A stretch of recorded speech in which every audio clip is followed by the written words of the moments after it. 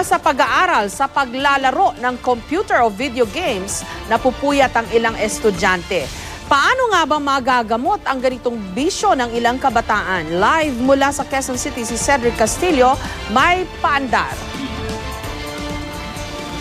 Yes, Jessica, maliban sa butas sa bulsa ay posibleng lamat sa social capacity o sa kakayanang makisalamuha ang posible raw na epekto ng pagka-addict sa gaming or sa internet gaming or online gaming. Ayon yan sa isang psychologist na nakausap natin.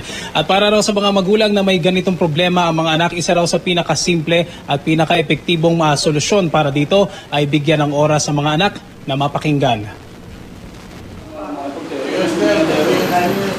Hindi raw tumoma at lalong hindi raw siya sabog.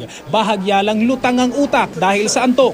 Sa namumula at nanlalalim na niyang mga mata, mababakas kay Ken, hindi niya tunay na pangalan, ang halos walang patid na paggana ng utak at paningin.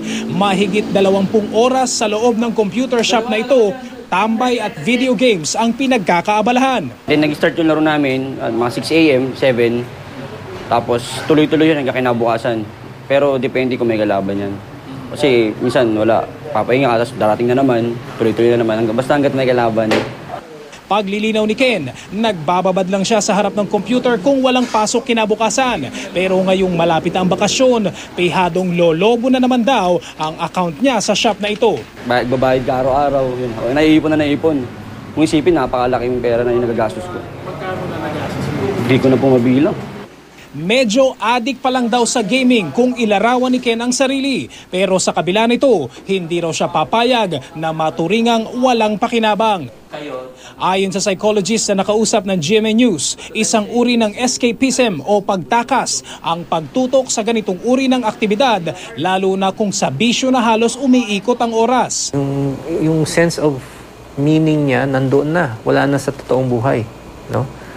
So, dahil mahirap makipag-deal sa relationship outside, mas madali yung relationship mo dito. It's like gambling, no?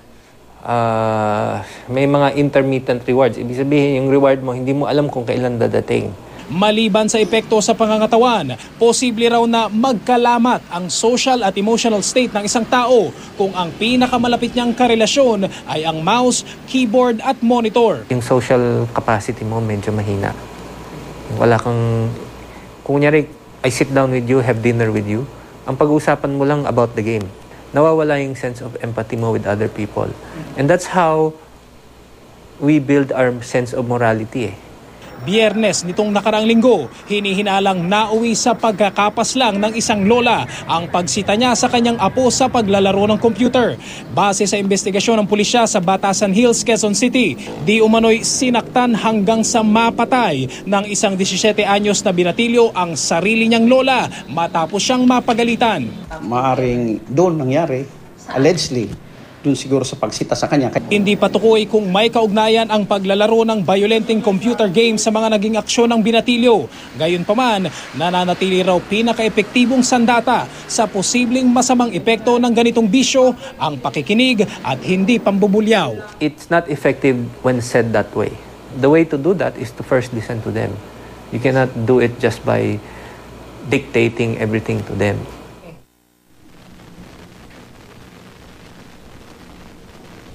Jessica, sa insidente ng pagpatay sa isang lola dito sa Batasan Hills, nagpasya raw ang kanyang mga kaanak na wag nang ituloy ang pagsasampa ng reklamo. Gayunpaman, ayon sa QCPD, ay posible pa rin daw na maharap sa kasong parricide ang suspect. Jessica? Okay, pero tama-tama itong topic mo ngayon, Cedric, sa iyong paandar kasi problema yan ng maraming magulang kung paano patigilin sa pag-video games, video karera, lalo na ngayon ilang 20 pesos ba? Pwede ka nang pumunta sa internet cafe at pwede kang makapaglaro ng kahit na anong video game, di ba?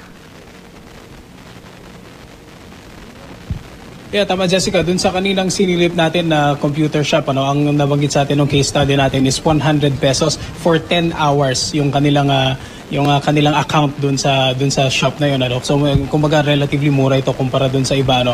Ang sinasabi ng psychologist na nakausap natin, ang pinakamagandang solusyon daw dyan ay bigyan mo ng reason yung mga anak mo para magstay sa bahay, ano. Kasi yung sinasabi niya na escapism nga is hindi nila nakikita na they belong dun sa kanilang sa household, ano. So kumbaga binabaling nila yung kanilang atensyon sa ibang mga bisyo, kabilang na nga itong video gaming, Jessica.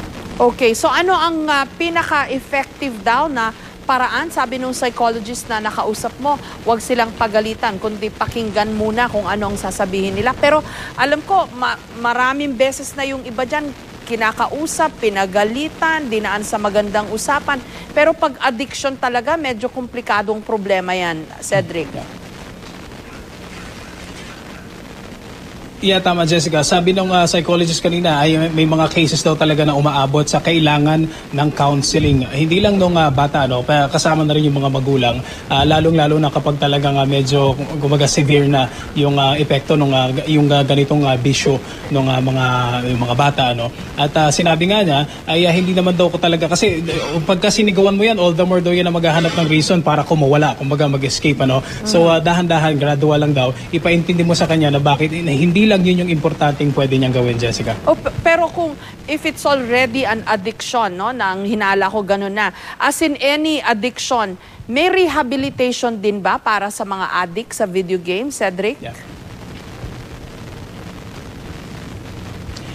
Jessica, kung hindi ako nagkakamali sa ibang bansa meron, ano. In fact, may napanood akong documentary sa China yata. Meron silang ganitong rehabilitation. In fact, sabi nila is yung internet gaming para sa kanila ay isang sakit o mental disorder, no. Dito sa Pilipinas, sa pagkakaalam natin, merong mga counseling na ino-offer para sa mga ganitong kaso, Jessica. Maraming salamat sa iyo, Cedric Castillo, at sa iyong paandar.